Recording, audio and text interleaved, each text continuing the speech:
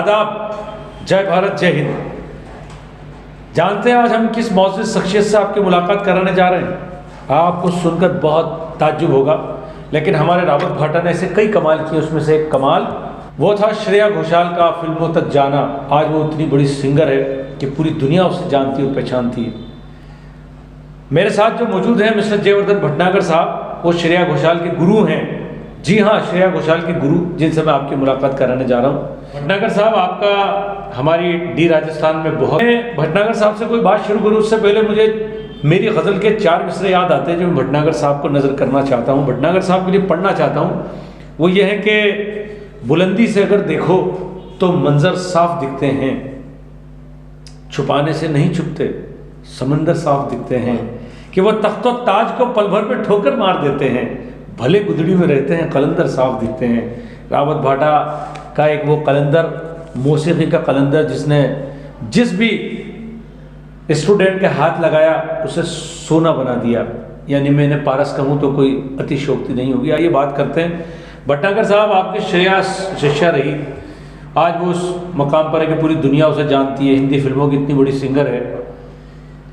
आपकी श्रेया से पहली मुलाकात कब हुई?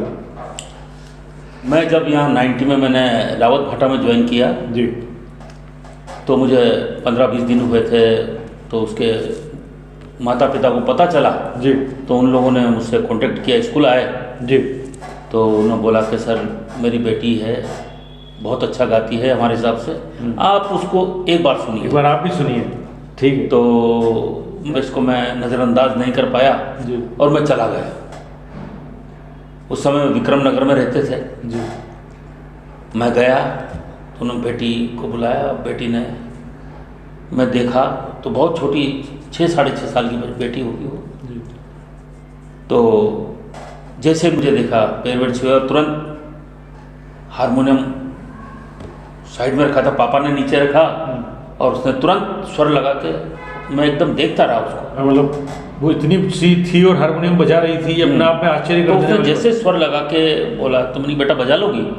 कि जी सर मैं स्वर लगाऊंगी। लता जी का एक बहुत प्रसिद्ध भजन है, ठुमक चलत रामचंद्र जी, वो जब उसने स्वर लगा के आलाप लिया तो मैं उसको एकटक देखता रहा। हाँ, मैं देखता जी। रहा और इतना प्योर शुद्ध स्वर लगा रही थी वो, तो मैं उसको एकटक देखता रहा कि इस लड़की के गले में साक्षात सरस्वती विराजमान है। और मैं धीरे धीरे उनको, फिर वो आपकी शागिर्दी में आ गई। हाँ, और फिर आप उसे रियाज कराने लगे, सिखाने लगे। बिल्कुल बिल्कुल धीरे धीरे। अच्छा, आपको याद है कि पहला कंपटीशन कौन सा आपने फाइट कराया था श्रेया को? मास्टर मदन प्रतियोगिता। कहाँ हुई थी ये? तो ये कोटा में हुई थी। तो एक बार क्या था कि हमारे कोऑपरेटिव में एक पोस्टर लगा हुआ था जी, मास्टर मदन, एक नेशनल लेवल का कंपटीशन होता है जी, सुर संगम करवाता दिल्ली का इसको। अच्छा, तो राजस्थान लेवल का कोटा में था। जी, तो मैं उसको इतना सिखा चुका था मतलब साल भर में, कि मुझे लगा कि इस लड़की को कुछ अब आगे स्टेज पे हमको बढ़ाना चाहिए। और आप देखो पहली बार में मैंने उसको जो गज़ल कराई थी फरीदा खानम जी की, आज जाने की जिद ना कर। आज जाने की जिद ना करो, आज जाने की जिद ना करो, यूं ही पहलू में बैठे रहो, यूं ही पहलू में बैठे रहो, आज जाने की जिद ना करो, आज जाने की जिद ना करो, हाय मर जाएंगे हम तो लुट जाएंगे, ऐसी बातें किया ना करो, ऐसी बातें किया ना करो, आज जाने की जिद ना करो। कम से कम 62 पार्टिसिपेंट्स थे। अच्छा, उसमें नंबर 1 पाई। वो पहली बार में उसने क्लियर कट उस कंपटीशन को जीत ली। जीत लिया। हाँ। यहाँ से हम जीतने के बाद राजस्थान लेवल पर वो फर्स्ट आई थी। उसके बाद हम सुर संगम जी। दिल्ली में लेके गए उसको। फिर वहाँ क्या रहा? तो वहाँ से सब कल्याण जी, आनंद जी, हाँ, उस प्रतियोगिता में उस जज प्रतियोगिता बने। में। वाह, बहुत अच्छा। तो उन्होंने सुना और वो इतने खुश हुए तो उन्होंने बुलाया। जब तक रिजल्ट डिक्लेयर नहीं हुआ था तो बोला उस लड़की को बुलाओ। तो जब हम गए तो उन्होंने आशीर्वाद दिया, बहुत खुश हुए। अच्छा, मुझे बताएं, अब जैसे श्रेया को आपने सिखाया, फिर जब वो सीखती गई, आपने देखा जो है वो कदम दर कदम बढ़ती जा रही है आगे। जी सब। तो सारेगामा तक पहुंचने का क्या वाकया, किस तरह आप सारेगामा तक पहुंचे? बड़ा अच्छा वाकया, आप आश्चर्य करेंगे जी। कि उन दिनों सारेगामा टीवी पर आ रहा था, सोनू निगम जज वो एंकर थे। एंकर थे जी। तो एक बार मैंने ऐसे ही घोषाल साहब को बैठे थे, मैं बोला, मैंने कि सर हम भी श्रेया का रिकॉर्ड करके भेजते हैं। तो उन्होंने बोला कि सर यहाँ पर कुछ रिकॉर्डिंग तो स्टूडियो है नहीं, हम कैसे रिकॉर्ड करेंगे, क्या करेंगे। पर वो हमारे डीआई में बहुत बड़े इंजीनियर थे। तो हम आपस में बात करी तो हमने कहीं से माइक अरेंज किया है। आप देखिए हंसी की बात। तो कि हम क्या करें कि उसके ऊपर, उस समय जमाने में हमारे पास माइक का स्टैंड नहीं था, केवल एक लीड थी।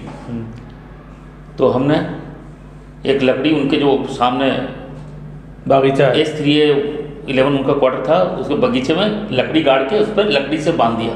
नहीं को। और उस समय कोई बड़े सिस्टम थे, उनके पास एक वीडियो फोन का एक टेप रिकॉर्डर था, कैसेट प्लेयर उसमें। तो उससे हमने रिकॉर्ड किया। तो जब हमने उसको रिकॉर्ड भेजा तो आप देखोगे, मतलब 20वें दिन हमारे को उसका पॉजिटिव रिस्पांस मिला। अच्छा, वाह। और सारेगामा से हमारा कॉल आ गया ओहो, कि आप सेलेक्ट हो गए और आपने यहाँ आइए। सारेगामा टॉप किया उसने। क्या खूब रब ने किया, बिन मांगे इतना दिया। गई। और मतलब लास्ट में जब मेगा फाइनल हुआ सारेगामा का जी, तो उसमें अनिल विश्वास हुआ, ओपी नैयर साहब, पंडित जसराज जी, बड़े बड़े दिग्गज संगीतकार, जी, कल्याण जी, आनंद जी भाई, सब बैठे थे जी।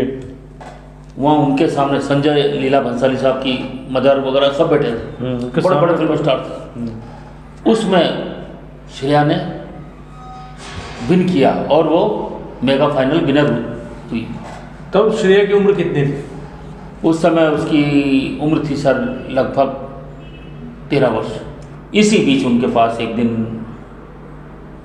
संजय लीला भंसाली का पहली फिल्म का ऑफर आ गया गाने का। फ़ोन आया जी। कि श्रेया उस, तो उनके मदर फादर ने मुझे बताया कि इस तरह से हुआ है कि वो मिलने को बुला रहे हैं। तो उस समय संजय लीला भंसाली साहब देवदास बना रहे थे। तो उसके बाद पारो को रिकॉर्ड हुआ। पर आपको पारो की रिकॉर्डिंग का भी इतना नेचुरल सीन हुआ था कि श्रेया को पता ही नहीं चला कि मेरी रिकॉर्डिंग, गाने की रिकॉर्डिंग हो गई। उसके बाद धीरे धीरे बढ़ती गई और आज दुनिया की जानी मानी दुनिया देख रही है। सिंगर्स में से उसका नाम है। बिल्कुल साहब। भटनागर साहब, अब तक क्या कितने स्टूडेंट हैं आपके जो आगे गए? सर मैंने कम से कम 15 से 20 स्टूडेंट को आगे बढ़ाया है, जिसमें से एक सुरभि राजपूत लिटिल चैंप में रनर रही थी।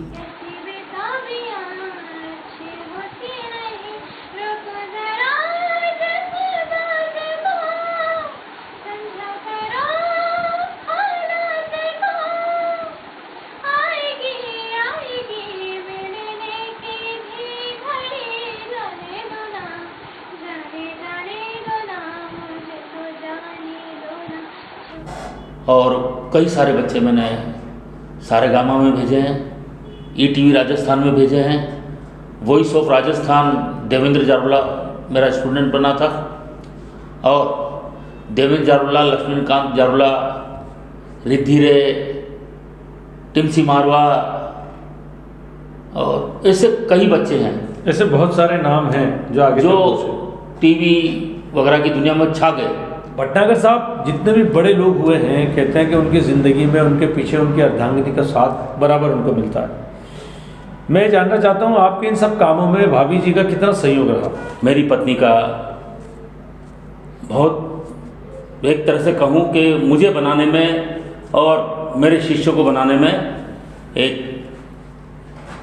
मेरी पत्नी का बहुत बड़ा रोल रहा है, जिन्होंने एक अच्छी श्रोता होने के साथ साथ, एक अच्छी पत्नी होने के साथ साथ एक अच्छी गुरु माता का भी रोल निभाया। अभी आपने टीवी सीरीज वगैरह में एक्टिंग भी कर रहे हैं आप सिंगिंग के साथ साथ, कैसा लग रहा है आपको? बहुत बढ़िया, एक मेरे जीवन का नया फेज चालू हुआ है और उसमें आपका भी एक बहुत बड़ा रोल रहा है। मुझे रोल दो, क्योंकि जो मैंने सीरियल किया उसमें दोस्तों हमारे हनीफ साहब ही उसके राइटर थे। तो आइए बात के आखिर में भटनागर साहब से कुछ गाने सुनते हैं।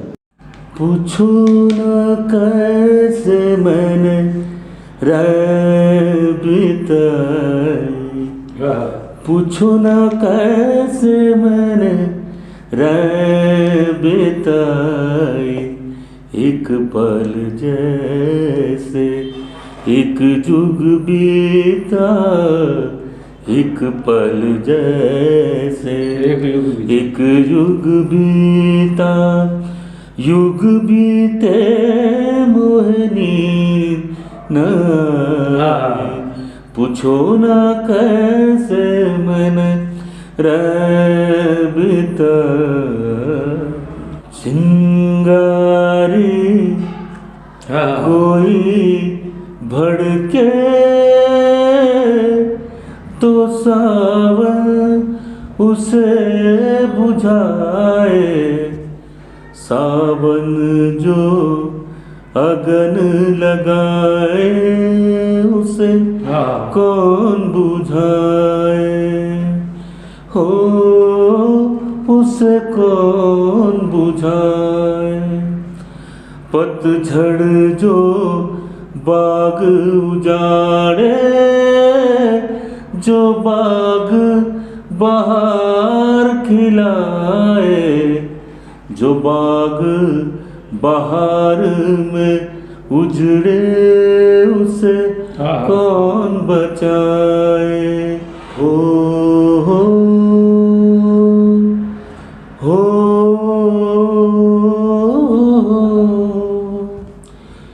हो